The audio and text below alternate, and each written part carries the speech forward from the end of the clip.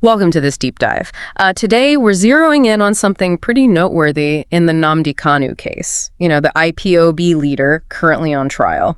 Yeah, it's about his legal access, right? Exactly. His lead lawyer, Chief Kanu Agabi, a senior advocate of Nigeria, was, well, apparently blocked by the DSS from seeing him on Monday, May 12th. And this was despite giving them prior notice about the visit. So our mission here is really to unpack this, figure out the details, and maybe what it means for the trial itself. Okay, well, the first thing that jumps out is the reaction from Kanu's team, Barrister Eloy Ejimakor, his special counsel. Right. He was quick to react, went on X, formerly Twitter, and basically called it flagrant interference with fair trial. Strong words. Very strong. And he demanded an explanation from the DSS, too. Yeah, and that kind of immediate public pushback tells you how seriously they're taking this. It's not just a procedural hiccup in their eyes. It sort of echoes concerns you hear sometimes about, defendant rights in these big national security cases. Access is key. Absolutely. And let's just underline who Chief Kanu Agabi is, because that's important here. Definitely. He's not just any lawyer. Former senator, and crucially, he was Attorney General of the Federation twice. Right. A very senior figure, a SAN, Senior Advocate of Nigeria, which, for anyone listening who might not know, is a really big deal in the Nigerian legal world. Top tier.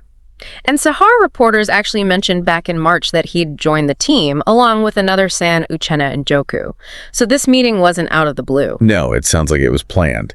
And the fact that it's the lead counsel, someone with Agabi's background, being denied access even after notifying the DSS, it does make you question the DSS's reasoning here. And you have to place this in the broader context. Kanu's whole situation, ever since that controversial rendition from Kenya back in June 2021. Right, highly debated. Very. He's been in DSS custody since then. The trial is ongoing at the Federal High Court in Abuja, Justice Omotosho presiding. And the government's clearly intent on prosecuting. They've got 3 SANs on their side, too. And the charges are serious. We're talking terrorism, incitement, illegal firearms possession. He pleaded not guilty to that amended 7-count charge. It's a major case. Huge. And it's had massive repercussions, hasn't it? His arrest, his detention, and it led to widespread protests, especially in the Southeast. Yeah, definitely. And you've got human rights groups, international observers, all watching closely, calling for transparency, for due process. So the spotlight is intense. It really is. And in that context, blocking the lead lawyer, well, the ability for a lawyer to talk privately with their client is fundamental. It's how you build a defense. Okay, so let's circle back to what Barrister Ejimakor said, that flagrant interference with fair trial.